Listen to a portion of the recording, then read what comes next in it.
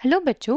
So the question is which of the following statement is correct. तो हमें ये बताना है कि यहाँ पे हमारे को 4 स्टेटमेंट दी गई हैं, तो इनमें से कौन सी स्टेटमेंट करेक्ट है। तो आइए पहले तो देख लेते हैं स्टेटमेंट क्या है। Statement first, E cell and delta Rg of the cell reaction both are extensive properties. Second option, E cell and delta Rg of cell reaction both are intensive properties.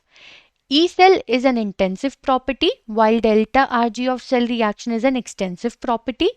E cell is an extensive property while delta Rg of cell reaction is an intensive property.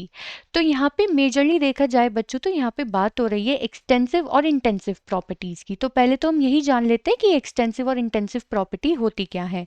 तो अगर हम बात करें intensive properties की, तो intensive properties ऐसी properties होती हैं जो कि अमाउंट पर डिपेंड नहीं करती।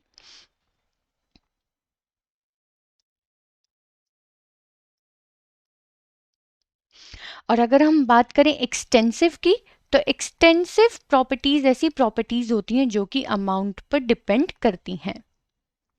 Amount dependent, yes. तो अब आइए जानते हैं, यहाँ पे हमारी बात हो रही है ई सेल की और हमारी डेल्टा आर जी यानी कि गिब्स फ्री एनर्जी की। तो अगर बच्चों हम देखा जाए तो डेल्टा आर जी का जो फॉर्मूला होता है वो होता है -NFE0 सेल। ठीक है। तो अगर हम देखें तो यहाँ पे जो हमारी गिब्स फ्री एनर्जी है, या फिर मैं ये कहूँ कि डेल्टा आर जी जो है वो डिपेंड करता है अमाउंट पे। अगर डेल्टा आर जी अमाउंट पर डिपेंड कर रहा है तो डेल्टा आर जी किस टाइप की वैल्यू हो गई हमारी, या फिर किस टाइप की प्रॉपर्टी हो गई, ये हो गई हमारी extensive property.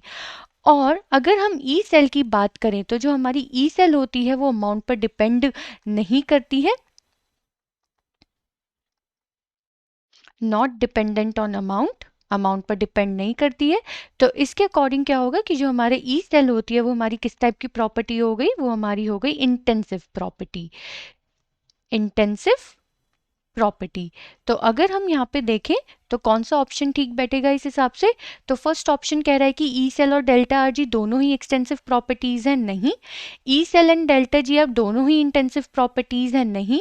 E cell is an intensive properties, सही बात। While delta R G of cell reaction is extensive properties, ये भी सही बात। यानी कि हमारा यहाँ पे कौन सा ऑप्शन सही बैठता है, हमारा थर्ड ऑप्शन सही बैठता है।